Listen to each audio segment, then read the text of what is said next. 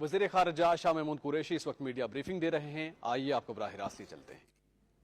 قائد ایسا نہیں ہے جو 5 اگست کے اقدامات کی تائید کرتا ہو، چاہے لداخ کے بدھسٹ ہیں، چاہے جموں کے پنڈت ہیں، وہ بھی جس طرح کشمیر کو تقسیم کر دیا 3 ٹکڑوں میں، وہ کسی نے قبول نہیں کیا، اور لوگ سمجھتے ہیں کہ یہ غیر قانونی اقدام تھا اور اس کی لوگ مذمت کر رہے ہیں۔ اگر اس کے باوجود وزیر دفاع کو موسم بدلا ہوا دکھائی دے رہا ہے تو میں انہیں دعوت دیتا ہوں، آئیے آزما لیتے ہیں۔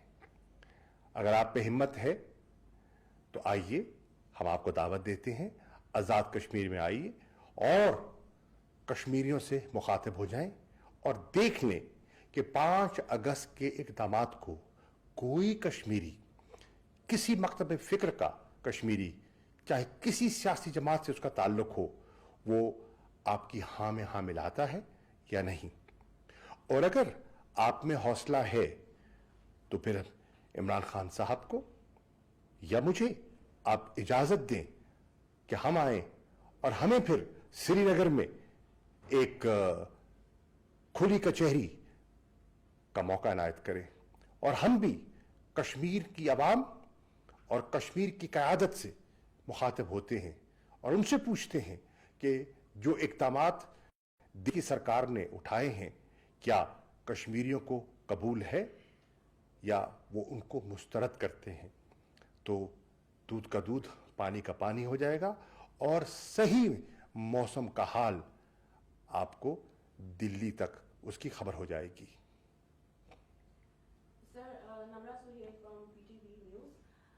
ایک طرف بھارت کا جو اقلیتوں کے حوالے سے جو ٹریک ریکارڈ ہے وہ شاید دنیا میں سب سے برا ہے، دوسری طرف وہ بات کرتا ہے کہ ہم نے سلامتی کونسل کی رکنیت بھی لینی ہے، تو ایک طرف وہ کچھ 7 دہائیوں سے سلامتی کونسل کی جو ریزولوشنز ہیں اس کی ہی دھجیاں اڑا رہا ہے، دوسری طرف رکنیت کی بھی بات کرتا ہے، کیا کہیں؟ دیکھیے 2 مختلف چیزیں ہیں۔ سلامتی کونسل کی جہاں تک ممبرشپ کا تعلق ہے اس کا ایک پروسیس ہوتا ہے اور اس پروسیس میں ملک جو ہیں وہ اپنی دلچسپی کا اظہار کرتے ہیں، لابی کرتے ہیں اور اپنے لیے ماحول سازگار بناتے ہیں۔ سلامتی کونسل کا ممبر اگر بھارت بن بھی جاتا ہے تو کوئی قیامت نہیں ٹوٹے گی، 7 مرتبہ پہلے بھی بھارت سلامتی کونسل کا ممبر رہا ہے، موقف تبدیل نہیں ہوا۔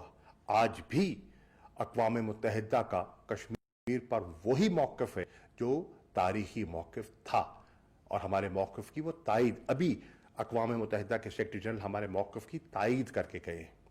اس کے ساتھ ساتھ 7 مرتبہ پاکستان بھی سلامتی کونسل کا ممبر رہا ہے۔ اگر ہندوستان بنتا ہے تو پاکستان بھی اگلی منصوبہ بندی کر رہا ہے کہ ہم نے آئندہ کب اپنا وہاں مقام حاصل کرنا ہے اور اس کے لیے ہم نے بھی جستجو اور اس کا آغاز ہم نے کر دیا ہے۔ لیکن سوچنے کی بات یہ ہے، ہم تو سلامتی کونسل کی قراردادوں کو اہمیت بھی دیتے ہیں اور ان کا احترام بھی کرتے ہیں۔ بھارت سلامتی کونسل کی قراردادوں کو اہمیت کیوں نہیں دے رہا؟ بھارت انسانی حقوق کو اس طرح پامال کیوں کر رہا ہے؟ یہ دنیا کو اس کا جائزہ لینا چاہیے۔ اقوام متحدہ کی جو ہیومن رائٹس کمشنر ہیں ان کی رپورٹ 2 رپورٹیں آ چکی ہیں، اس کا مطالعہ کر لیں تو پتہ ہو جائے گا، عیاں ہو جائے گا کہ ان کا ریکارڈ وہاں کیا ہے۔ انٹرنیشنل ہیومن رائٹس جو آرگنائزیشنز ہیں، انٹرنیشنل میڈیا ہے جو آج لکھ رہا ہے، وہ لوگوں کے سامنے واضح ہے۔ سر بھارت اور RSS جو ہے وہ کشمیر کے حوالے سے کشمیری نہتے ہیں اپنا دفاع نہیں کر سکتے، ان کے اوپر مظالم لا رہا ہے، جبکہ پاکستان نے مسائل کے حل کے لیے ہمیشہ سفارتکاری اور بات چیت کا راستہ اپنایا ہے۔ اس حوالے سے آپ اقوام متحدہ کا کردار کتنا اہم دیکھتے ہیں اور اس کو کہاں لے کے جانا چاہتے ہیں؟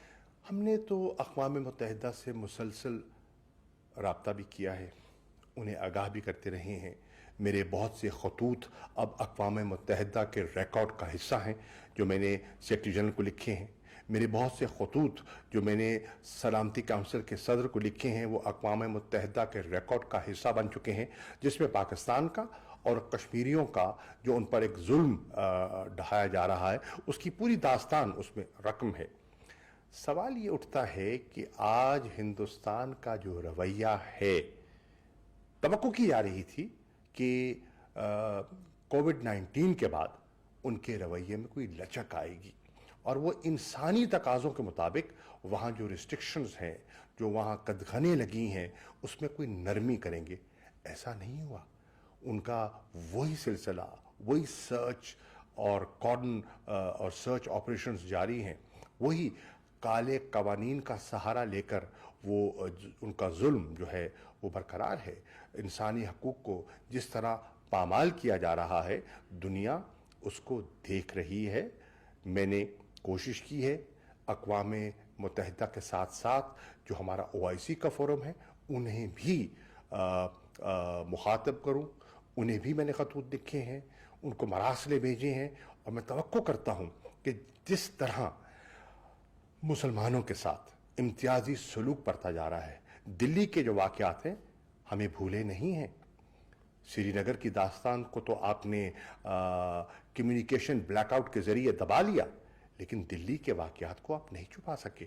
پوری دنیا نے دیکھے ہیں اور رپورٹ کیے ہیں کہ جو سلوک ہو رہا ہے۔ جو سٹیزن امینڈمنٹ ایکٹ ہے اس پہ تو ہندوستان کے لوگ، ہندوستان کی اپوزیشن سراپا احتجاج ہے۔ آج کیفیت یہ ہے، مذاکرات کا آپ نے ذکر کیا کہ مذاکرات کے لیے نہیں آتا، وہ صرف پاکستان کے ساتھ نہیں، کیا چین کے ساتھ مذاکرات لداخ پہ جو مسئلے چل رہے ہیں ان کے ایسٹرن بارڈر پہ سیکٹر پر، کیا ان میں کوئی پیش رفت ہوئی؟ کیا نیپال کے ساتھ جو وہ وعدہ کرتا رہا کہ ہم بیٹھ کر گفت و شنید کے ساتھ ہم مسئلے کو حل کرتے ہیں، آپ نے دیکھا نہیں ہوا؟ اور بالآخر نیپال کی جو پارلیمنٹ ہے انہوں نے اپنا فیصلہ صادر کر دیا، ان کو ناگوار گزرا لیکن مجبوراً ان کو کرنا پڑا۔ آپ دیکھیں سری لنکا کے ساتھ ان کا رویہ ایک تاریخ کا حصہ ہے۔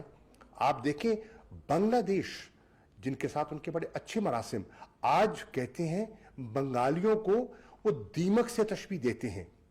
کون سا ہمسایہ ہے ہندوستان کا آج جو آج ہندوستان کی اس موجودہ حکومت کی پالیسی سے مطمئن ہو؟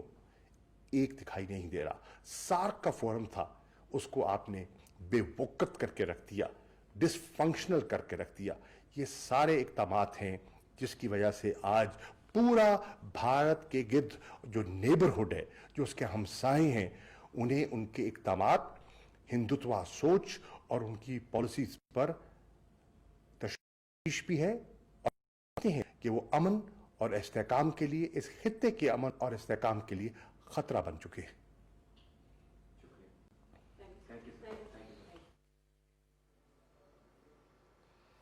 وزیر خارجہ شاہ محمود قریشی میڈیا سے گفتگو کر رہے ہیں اور اس وقت سوالوں کے جواب دے رہے ہیں۔ انہوں نے کہا کشمیر کی تقسیم کو کسی نے تسلیم نہیں کیا۔